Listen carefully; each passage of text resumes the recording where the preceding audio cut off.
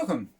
Okay, so a few days, maybe a week or so after my last video, we're talking today about the D780 versus the D700 versus my Sony A7 III that I had for 2 years that a few weeks ago this replaced. Finally had a chance to get out and do some proper paid work with the D780. There was a boudoir shoot, where are we now? 4 or 5 days ago, just before the weekend. And by the way, sorry about all the clothes. It's about -3 degrees outside, it's mid-morning, and my office heating is struggling to keep up with this temperature. So, what can I tell you that I've learnt from that boudoir shoot? And yesterday I actually did a commercial shoot. It was the mayor, our local mayor, visiting some shops. So I did some shots for the a local magazine. So I did that as well. And I've learnt a few things, and I'll pass those on to you. Firstly, the lenses I've got for my Nikon. So when I moved from Sony a few weeks ago, I sold my lenses, obviously, the Sony lenses, and I used for weddings, boudoir, portraits, families. The lenses I used were a 35 1.4, a 50 1.4, and an 85 1.4. That was 95% of my photos I did. I still had a Nikon, a D800, and for that I had my trusty, and I've had this for goodness knows how long, an 18 to 35 zoom lens. So I've got used to using those lenses, and that's what I intend to use next year when we get back into weddings again. In fact, in 10 days time I've got a wedding, and then it'll be into the new year, into 2021. So the lenses I'm using on my new Nikon are similar to what I've got used to using for the last 2 years on the Sony. So I've got a 35 f2 D lens. So it's quite an old lens. It's the professional lens going back 10 years. Probably around about 10 years ago Nikon came out with the 35 1.4G lens, but that's like 10 times the price of this, and from what I read it isn't actually a lot different. So I'll tell you about that lens in a moment. I've got my 50 1.4G lens, which is intended to be my main lens. When I looked back through Lightroom at the photos at my library from the last 2 years, and looked at the lenses that I use mostly, it was mostly the 50 and the 35. Probably a few more on the 50 than the 35. That's my style of photography. So obviously the 50 is going to be one of the mainstays of my photography with my new 780.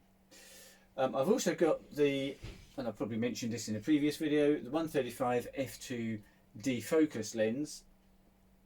Absolutely fantastic, beautiful, unique really lens that gives absolutely wonderful images, but very specialised, and probably only use that for 5% of the photos that I do. So mainly it's these two guys and this zoom lens. The zoom, it's nothing clever, it's not a particularly expensive one. I think it's a 3.5 to 4 or something like that. So it's not fantastically expensive, but does a very good job, is a good range for those sort of wide open shots that at weddings I need to do sometimes. So at my boudoir shoot a few days ago, hold on, let me work it out. Probably about 60% are with the 35 lens, the remainder with the 50 lens, and about half a dozen with the portrait lens. And do you know what? I'm going to sell this. This 50 1.4G lens, which apart from the 58 1.4 Nikon G lens, is the best 50mm lens that Nikon do. They don't do that many. 4 So you've got the 50 1.4G, you've got the 1.4D, which I've had, which was lovely lens. I had no problems with that. You've got the 50 1.8, which I had when I had my D750 2 years ago. And back then I used a lot more zoom lenses, so things have changed slightly. But when I had the 1.8, I had no problems with that. And then the 58 1.4. The 58 1.4 is the absolute top of the range, but we're looking at over £1,000 probably to get a second-hand one of those. So that's probably a bit out of my price range. I have spent £1,000 on lenses, over £1,000 on lenses before, but for a 50mm, for a nifty 50, seems a lot of money. And actually the write-ups for the 58 aren't that impressive. It is supposedly sharper, better colour rendition and so on and so forth than this lens, but this should certainly be number 2 and a fairly close number 2 to that very expensive Nikon lens. It's really disappointing. When I look at, because I've been going through Lightroom and editing the boudoir photos, so from these two lenses, this 50mm 1.4, 70% of the shots with this are what I would call soft. I can't call them out of focus, so it's not a camera problem, because with the 35 f2 lens, which shouldn't be as sharp as this guy, the photos from the 35 are way better than they are from this. This, as I say, 70% of the shots are just anything from soft to blurry. It's peculiar, so I'm not sure if it's a problem with this lens. The D780, one of the features the D780's got that the D750 hasn't got is the auto AF fine tune. So you simply pop the lens on, select the right menu option, and point it at something that's got a lot of contrast, and the camera will automatically adjust the fine tuning to get the focus absolutely bang on. Brilliant. And obviously I've done that with all the lenses, and this it needed to adjust the AF by quite a long way. It goes from sort of midpoint, obviously 0, to plus 20 and minus 20. I think this was around about sort of 16 or something, so it's quite a long way away from the midpoint. So I'm not sure, as I say, if this is a problem with this lens. Anyway, what I've decided to do, as 50 1.4 is going to be my main lens to shoot with next year for weddings, that's going, and I've already bought a Sigma 50 1.4. Now I've used Sigma on my Sony, and that was I had the Sigma 50 1.4 ART lens. When I'm going back to the Nikon, to the D750 2 years ago, I had the Sigma 85 1.4 ART lens, and before that I'd had the 135 Sigma 135 ART lens, was at 1.8 I think. So I've used Sigma lenses quite a lot, reasonably expensive. I've just spent, was it £600 I think, 500 and something anyway, on the Sigma 1.4 ART lens, but I know from personal experience that the Sigma lenses, especially the ART lenses, are absolutely perfect. The sharpness is superb, and all the other aspects of what makes a modern lens good is what the Sigma's got. Now, I'm disappointed, I have to tell you. I didn't want to have to go back to Sigma. I wanted my photography from now on, when I got the D780, to move away from the current trend towards images that are so sharp you can cut yourself, that are an absolute perfect representation of reality. That for me isn't what photography is about. It's about creating something that's certainly different to reality, and I would hope better than reality. You can get reality on a smartphone, a camera, I think, like this should create something better than that. And I was hoping that the Nikon lenses, being quite an old design, I mean, even this one is what, a 10-year-old design, maybe 10 or 12 years old, I can't remember, but it's quite old, it's not new, whereas the Sigma is probably more like 4 or 5 years old. And it's going to give me photos which are a perfect representation of reality, unfortunately. But if I want more than 30% of my images to be acceptably sharp, I don't want super sharp. I just want something where it looks like it's a proper photo, a professional level photo, and that isn't giving it to me. So I'm disappointed, because I'm going to end up in 2 days time with a 50mm 1.4 lens from Sigma, which is going to be it's going to be more like that size. I mean, this is the 135, and I can tell you, you could do a gym workout with this. It really does weigh quite a lot, and the Sigma is going to be very similar to this. In fact, I think it's probably, in fact, it's bigger, because it's got a 77mm filter, and this is only 72, I think, or something like that. Might even be 67. So it's going to be big, which is defeating one of the reasons I moved from Sony back to Nikon, because remember, that lens I don't use very much. It's mostly going to be this lens on this camera. The 35 was going to be on the 700, and that was going to be my setup for weddings.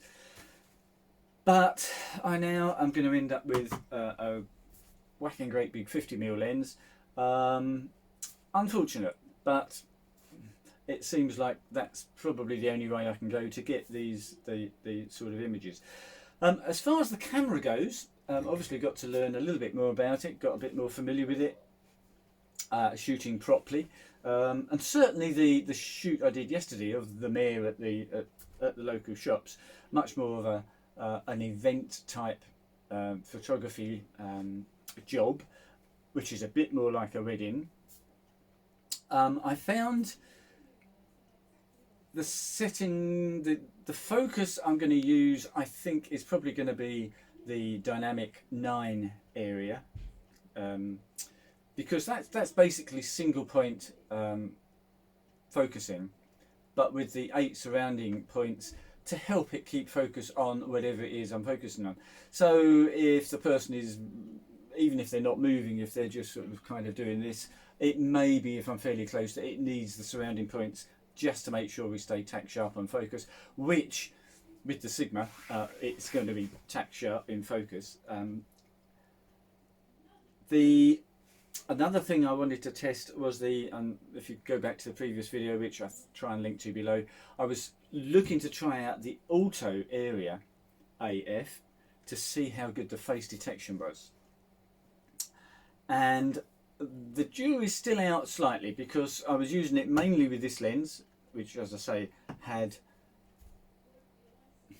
focusing issues, I believe, and I don't think it was because I was trying out the auto area AF, because when I go back in the camera and actually check the shots, a lot of them were taken at single point focus, and they're still blurry, certainly not tack sharp.